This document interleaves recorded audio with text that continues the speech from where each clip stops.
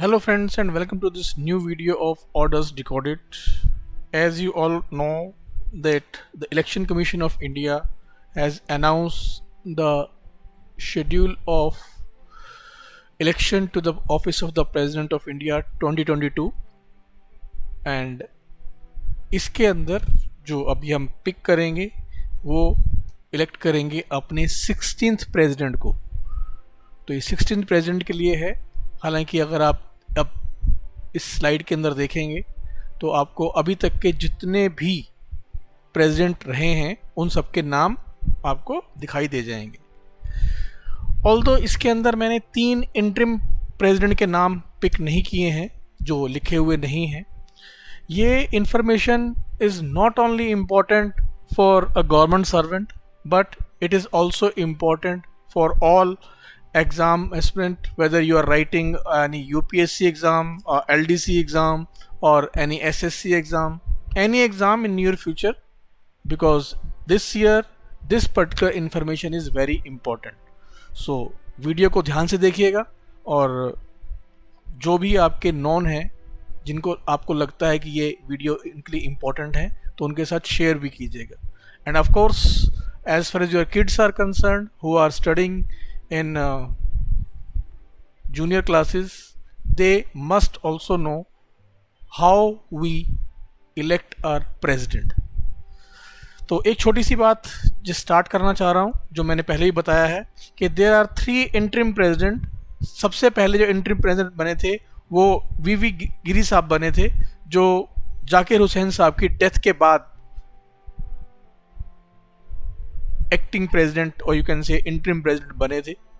उसके बाद ये डिसाइड हुआ कि वीवी गिरी साहब जो है प्रेसिडेंट के इलेक्शन में पार्टिसिपेट करेंगे तो उन्होंने रिज़ाइन किया।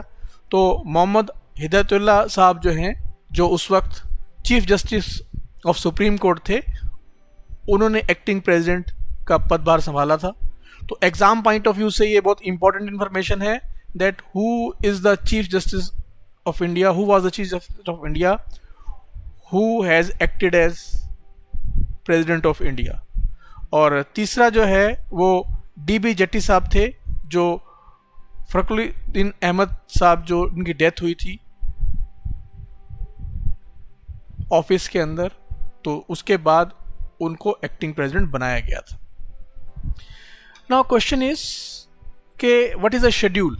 तो शेड्यूल जो कल इलेक्शन कमीशन ने निकाला है उसके हिसाब से आपका नोटिफिकेशन आएगा 15 जून को। And nominations, last date of making nominations वो है 29 जून 2022।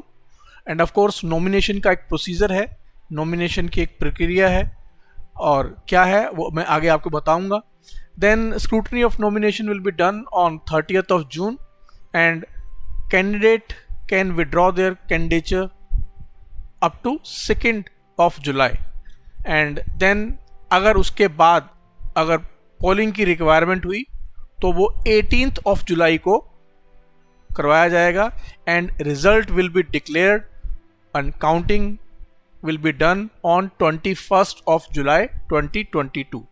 एज यू नो कि जो आपका प्रेजेंट हमारे प्रेसिडेंट साहब हैं श्री रामनाथ कोविंद साहब, उनका जो टेन्योर कंप्लीट हो रहा है वो 24 जुलाई 2022 को हो रहा है।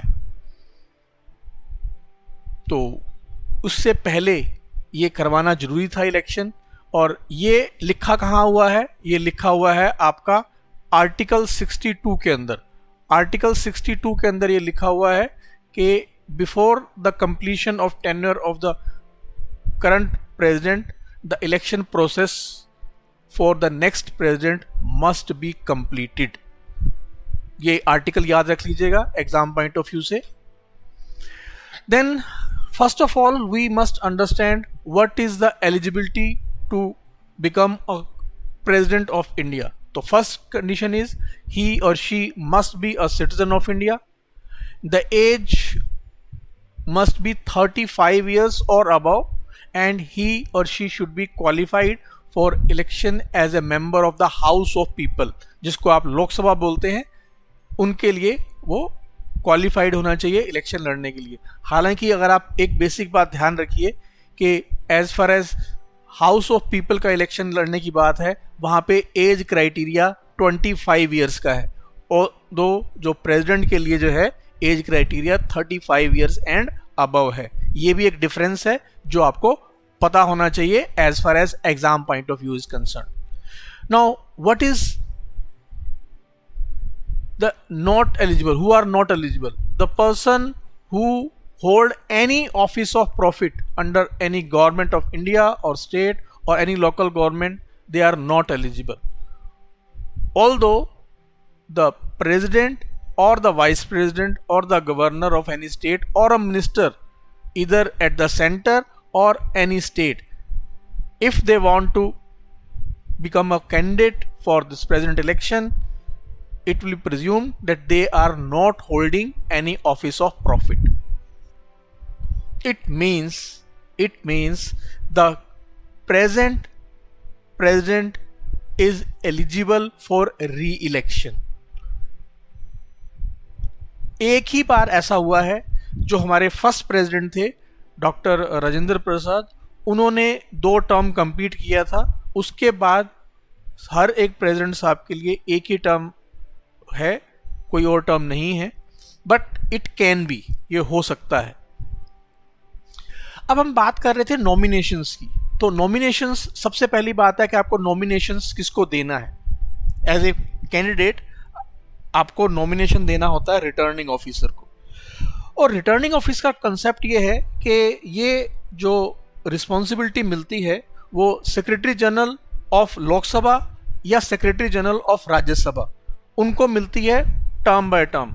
लास्ट टाइम जब इलेक्शन हुआ था 2017 के अंदर, तो ये रिस्पॉन्सिबिलिटी दी गई थी सेक्रेटरी जनरल लोकसभा को। So this time RO is secretary general Rajya Sabha, जिसको आप काउंसिल ऑफ स्टेट भी बोलते हैं, he is the returning officer.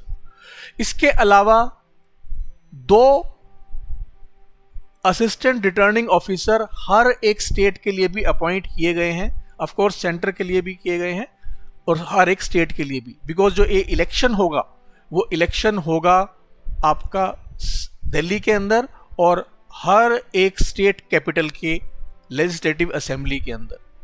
तो नॉमिनेशन पेपर अगर आप फिलअप करना चाह रहे हैं तो क्या होना चाहिए, आपको 50 इलेक्टरल के सिग्नेचर चाहिए as a proposers and 50 electoral के सिग्नेचर चाहिए as a seconders.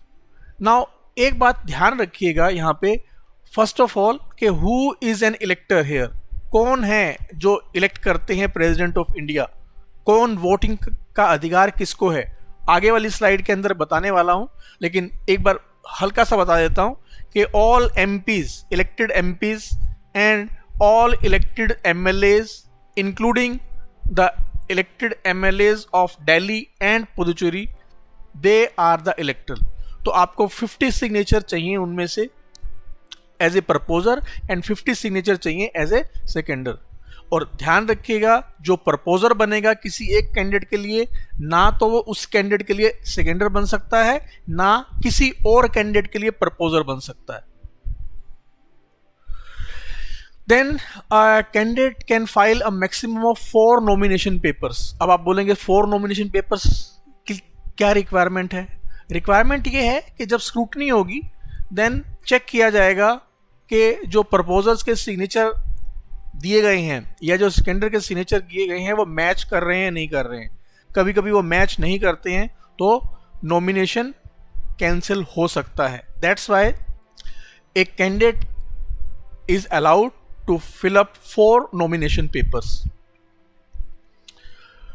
and security deposit इसके लिए 15,000 rupees का है and nomination can be handed over only to returning officer in Delhi। Delhi में ही आप कर सकते हैं, कैंडिडेट खुद भी कर सकते हैं और उनका कोई भी एक प्रपोजर या जो सेकेंडर हैं वो भी कर सकते हैं। टाइम है 11 AM to 3 PM एंड उसमें यह भी लिखा हुआ है जो आपका प्रेस रिलीज हुआ है कि किसी भी पब्लिक हॉलीडेज को नॉमिनेशन एक्सेप्ट नहीं किए जाएंगे। Now the next question becomes कि इलेक्टर कौन है। तो इलेक्टर आप या मैं as a citizen of India directly नहीं है। हम किन को पिक करते हैं? हम इलेक्ट करते हैं एमपीज को, मेंबर ऑफ पार्लियामेंट्स को, and member of legislative assemblies उनको, और प्रेसिडेंट साहब जो इलेक्ट किए जाते हैं इन्हीं के द्वारा किए जाते हैं। तो ये जो कॉम्बिनेशन है इसको हम बोलते हैं इलेक्टरल कॉलेज। तो who are part of this electoral college for election of president? तो first of all elected member of Lok Sabha कितने हैं? 543। पहले नॉमिनेटेड मेंबर भी होते थे, 2 एंग्लो इंडियन को नॉमिनेट भी किया जाता था, बट आज के दिन में कॉन्स्टिट्यूशन को अमेंड कर दिया गया है और अभी फिलहाल कोई भी नॉमिनेटेड मेंबर है ही नहीं। बट आप जानते हो as far as Rajya Sabha is concern और the council of state is concern, वहां पे इलेक्टेड मेंबर भी होते हैं, नॉमिनेटेड मेंबर भी होते हैं। तो इलेक्टेड मेंबर जो हैं only they can participate, means 233। The maximum number of nominated members are 12। They can not participate in this election as a electoral. लेकिन एक इंटरेस्टिंग बात आपको बताता हूं, ये बहुत इंटरेस्टिंग फैक्ट है, again exam point of view से बहुत इंपॉर्टेंट है। अगर सपोज करिए प्रेसिडेंट, किसी प्रेसिडेंट साहब का इंपीचमेंट प्रोसेस स्टार्ट होता है एंड उसके अंदर वहां पे लोकसभा में और राज्यसभा में वोटिंग होती है, उस केस के अंदर nominated member can vote in that impeachment process. बड़ा ही इंटरेस्टिंग रूल है, बट जो है सो है। इसके अलावा all the elected member, again all the elected member of legislative assemblies of all states, अगर आप सभी स्टेट्स के लेजिस्लेटिव असेंबली के इलेक्टेड मेंबर को काउंट करेंगे वो आपकी टर्म आती है 4033। मैं आपको आगे डिटेल में बताऊंगा कहां पे है ये। एंड देन जो है दिल्ली के जो आपके इलेक्टेड मेंबर हैं, एमएलएज हैं, और पुडुचेरी के इलेक्टेड मेंबर्स हैं, दिल्ली के 70 एंड पुडुचेरी के 30। They are also part of this electoral college. Then एक इंटरेस्टिंग बात यह है कि जो आपके ये लोकसभा के मेंबर्स हैं या राज्यसभा के मेंबर्स हैं जिनको हम एमपीज बोलते हैं, और जो ये एमएलएज हैं, इसमें एक मेंबर की जो वैल्यू है, जो वोट है, उसकी वैल्यू 1 नहीं होती है। उसको निकालने का बड़ा इंटरेस्टिंग तरीका है, अभी मैं आपको करके दिखाऊंगा। एमपीज, ऑल एमपीज के वोट की, किसी भी एक एमपी के वोट की वैल्यू बराबर रहेगी। यानी कि कोई भी अगर एक एमपी है वो किसी पार्टी से बिलोंग करते हैं, उनकी जो वैल्यू है एक वोट की वो बराबर रहेगी। कितनी होगी आगे बताऊंगा। और एक स्टेट के जो एमएलए हैं उन सभी एमएलएज के एक वोट की वैल्यू बराबर होगी। बट अगेन 2 डिफरेंट स्टेट्स के डिफरेंट एमएलएज के जो वोट की वैल्यू है वो अलग अलग हो सकती है, डिफरेंट हो सकती है। वो डिपेंड करता है कि उस स्टेट की पॉपुलेशन कितनी है। जो डेंस पॉपुलेटेड स्टेट्स हैं लाइक यूपी, उनके एक एमएलए के वोट की वैल्यू ज़्यादा होगी, और जो डेंस नहीं है, थोड़ा लाइट पॉपुलेशन वाले हैं, एग्जाम्पल देता हूं सिक्किम।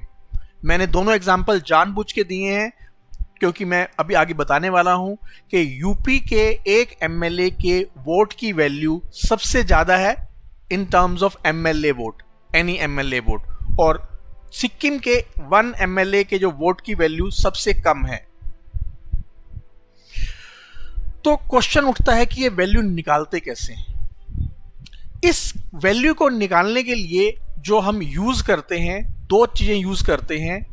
उस पर्टिकुलर स्टेट की पॉपुलेशन, और पॉपुलेशन भी कौन सी, जो हमने 1971 का सेंसस किया था उसकी। आप बोलोगे ये क्या मतलब है, अभी तो हम 2022 के अंदर है, वो क्यों ले रहे हो? बिकॉज कॉन्स्टिट्यूशन के अंदर ही लिखा हुआ है। इसको चेंज कब करेंगे? इसको चेंज करेंगे 2026 के बाद। जब 2026 के बाद जो भी आपका सेंसस का डाटा आएगा फर्स्ट टाइम, उसके बाद यहाँ पे जो कैलकुलेशन करने का फॉर्मूला है वो चेंज हो जाएगा। बट आज के दिन में इंटरेस्टिंग बात है कि 1971 की जो सेंसस है उसको यूज करते हैं और total number of elected MLAs उस स्टेट के लिए उनको यूज करते हैं। और फॉर्मूला ये है, टोटल पॉपुलेशन ऑफ स्टेट को डिवाइड कर देते हैं total number of elected MLAs and again divide by 1000, उससे डिवाइड कर देते हैं। आपको एग्जांपल देता हूं किसका, जो अल्फाबेटिकली फर्स्ट स्टेट आती है वो आती है आंध्र प्रदेश। तो आंध्र प्रदेश का जो आपका कैलकुलेशन का तरीका है वो क्या है, उसके अंदर जरा ये देखिए, टोटल जो पॉपुलेशन 1971 के हिसाब से वो है ये वाली, और अगर आप उनके इलेक्टेड एमएलए चेक करेंगे तो वो कितने हैं 175, और उसको 1000 से डिवाइड किया तो ये आ गया, और मैंने इसको राउंड ऑफ करके 159 कर दिया। यानी कि एक एमएलए जो आंध्र प्रदेश का है उसके एक वोट जो वो ड्रॉप करेंगे उसकी वैल्यू हो जाएगी 159। इसी तरह मैं हर एक स्टेट के एमएलएज हैं उनकी उसको काउंट करूंगा। मैं आपको अभी दिखाता हूं कि 2017 में जब इलेक्शन हुआ था तब टोटल जो ऑल ओवर इंडिया जितने भी एमएलएज हैं उनके टोटल वोट्स की वैल्यू कितनी थी और अभी 2022 में कितनी है, अलग है। रीजन भी बताऊंगा क्यों है। ये देखिए जो मैं आपको कैलकुलेशन करके दिखा रहा था अभी, ये आंध्र प्रदेश जो फर्स्ट आपका ये है, इसके अंदर total elected members of MLA जो हैं 175 हैं। ये पॉपुलेशन है 1971 के हिसाब से।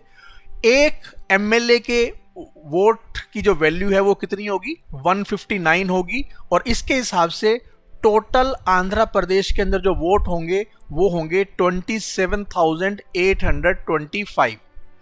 इसके हिसाब से ही हर एक स्टेट की पॉपुलेशन को डिवाइड किया गया है नंबर ऑफ एमएलए से, और उसके हिसाब से 1 वोट की वैल्यू निकाली गई है।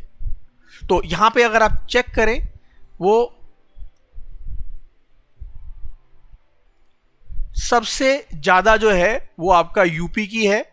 जस्ट चेक इट आउट, जो आपका ये है इसको मैंने हाईलाइट कर दिया है 208, और सबसे जो कम है वो है आपका सिक्किम की, डिपेंडिंग अपॉन देयर पॉपुलेशन 1971 के हिसाब से। तो उसके हिसाब से ये निकाली हुई है। बट ये जो फिगर आपकी आई हुई है 5,49,495, ये थी 2017 के प्रेसिडेंट इलेक्शन के लिए, आज के लिए नहीं है। गेस करिए जरा वाई सेम क्यों नहीं है?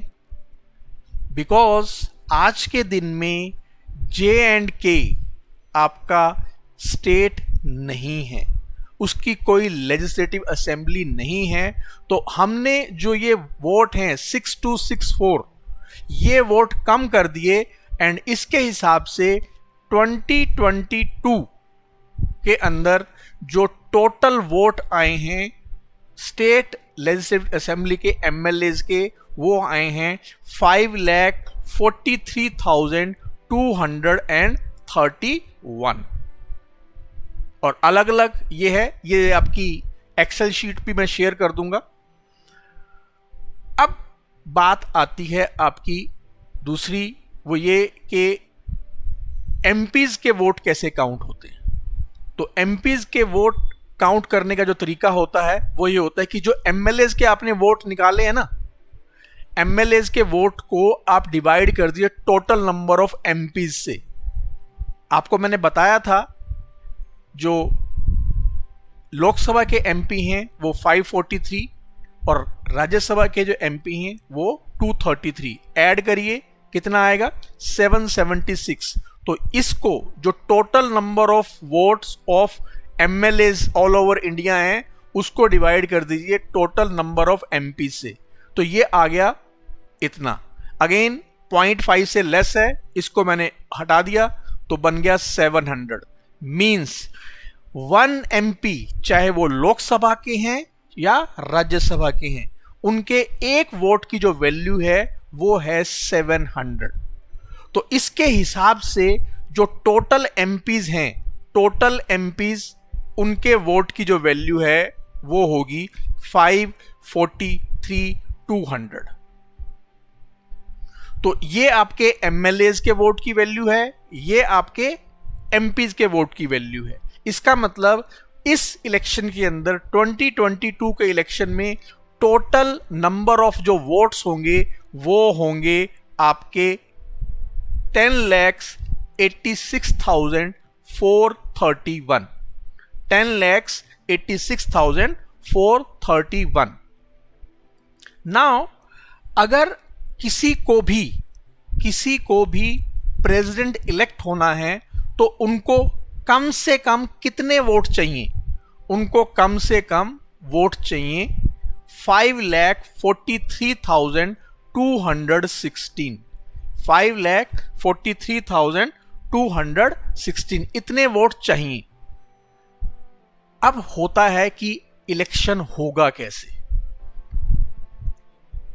सबको बता दिया जाएगा कि आपके वोट की वैल्यू कितनी है, जितने भी एमएलएज हैं डिफरेंट स्टेट्स के अंदर उनको बता दिया जाएगा, और जितने भी एमपीज हैं उनको बता दिया जाएगा।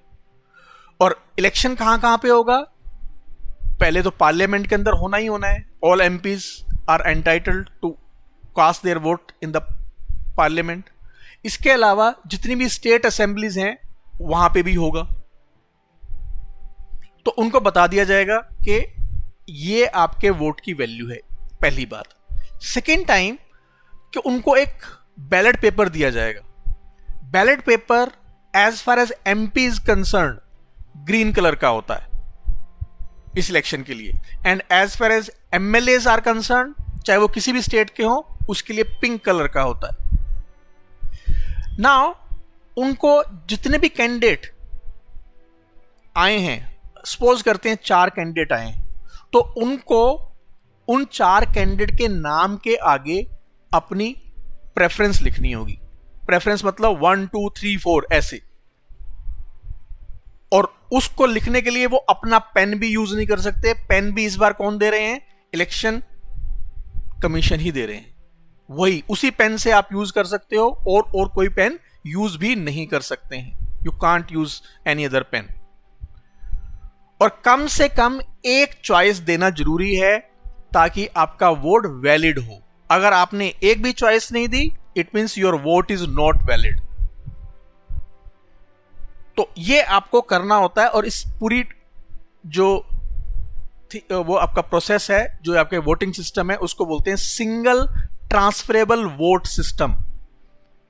अब ट्रांसफरेबल क्यों है वो मैं आगे बताऊंगा।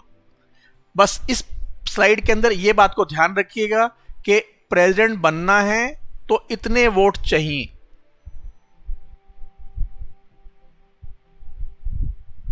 अब मैंने ये माना कि हमारे पास इस बार जो इलेक्शन हो रहा है उसके अंदर 4 कैंडिडेट हैं, ए, बी, सी और डी।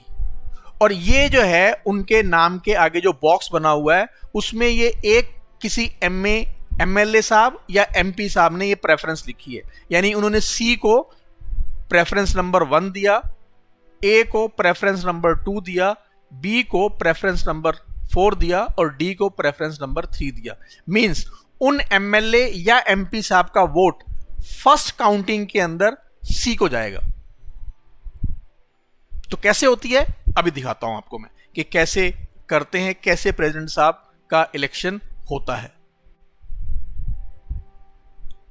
देखिए हमने क्या माना था, 4 कैंडिडेट हैं ए बी सी डी, और जो टोटल वोट आए थे वो आए थे 10,86,000, लाइक इतना 86,431। तो मान लो कि हमने पहला बैलेट पेपर लिया, उसके अंदर देखा उसने प्रेफर किसको किया हुआ है, ए को किया हुआ है, तो वोट वो ए को चले गए। मान लो एमपी साहब का वोट है और एमपी साहब के एक वोट की वैल्यू कितनी है 700, तो वो 700 वोट जो है वो ए को चले गए। सेकंड निकाला वो सी को चले गए, थर्ड निकाला वो बी को चले गए। जिसने भी फर्स्ट प्रेफरेंस में जिसका नाम लिखा है वो हमने उसके बॉक्स के अंदर डाल दिया। और उसके बाद हमने काउंटिंग की राउंड 1 की। तो राउंड 1 में मान लीजिए इनको मिल गए 5 लाख, बी को मिल गए 3 लाख, सी को मिल गए 2 लाख और डी साहब को मिल गए 86,431। अब आप बताइए क्या ए साहब इलेक्शन जीत गए? Answer is no, because president का इलेक्शन जीतने के लिए आपको चाहिए 5,43,216। जरा वीडियो को पीछे चक के चेक कर लीजिएगा, यही नंबर बताया था मैंने। 5,43,216 इनको 5 लाख ही मिले हैं फर्स्ट राउंड के अंदर। तो अभी स्टोरी खत्म नहीं हुई है। अब होगा क्या? होगा ये कि जिनको भी सबसे लीस्ट वोट मिले हैं वो प्रेसिडेंट की रेस से बाहर, यानी कि जो डी साहब हैं ये प्रेसिडेंट की रेस से बाहर हो गए। अब होगा क्या? होगा ये कि 86,431 वोट इनको मिले थे, जिसके अंदर फर्स्ट चॉइस क्या दी थी? डी थी। अब इनकी फर्स्ट चॉइस तो हो गई फेल, क्योंकि डी साहब तो बाहर हो गए। अब हम काउंट करेंगे कि इस 86,431 में उनकी सेकंड चॉइस क्या है। मैं ये प्रिज्यूम कर रहा हूं कि सबने सेकंड चॉइस दी है, ऑल्दो ऐसा पॉसिबल है कि ना हो, लेकिन वो थोड़ा सा कॉम्प्लिकेटेड हो जाएगा, उसको हम इतना डिटेल में नहीं जाएंगे। फिलहाल मैं ये प्रिज्यूम कर रहा हूं कि सभी ने सेकंड चॉइस दी है। और पता लगा कि सेकंड चॉइस के अंदर जो एच हैं वो 50,000 की चॉइस थे, यानी 50,000 वोट इनको मिल गए और इनको मिल गए 36,000 और इनको मिल गए 431। दोनों वोट को ऐड करिए, कितने हो गए? 5.5 लाख, ये 3.36 लाख, ये 2.4003 वट एवर। क्योंकि आप सबसे इंपॉर्टेंट बात देखिए, बेंचमार्क क्या था? 5,43,216 एंड हमारे जो मिस्टर ए हैं और या मैडम ए हैं उन्होंने उस बेंचमार्क को क्रॉस कर लिया है एंड ही और she is our new president. अब अगर ये सेकेंड राउंड में भी क्रॉस नहीं करते तो उसके बाद हम देखते कि मिस्टर सी जो हैं वो मिस्टर सी इस रेस से बाहर हो जाते और तब इनके जो बचे हुए जो वोट हैं वो हम थर्ड चॉइस के हिसाब से इन दोनों के अंदर बांट देते और फिर चेक करते कि किसने 5,43,216 का बेंचमार्क क्रॉस किया है। ये क्रॉस करना जरूरी है for election of president. So this is the whole video, how we pick our president of India, कैसे चुने जाते हैं। This video is not only important for a government servant to know, but it is also important for all people who are writing any kind of exam in near future, and also for every kid in your house to know how we pick our new president. So show this video to each and everybody, forward this video to each and everybody. Thank you very much.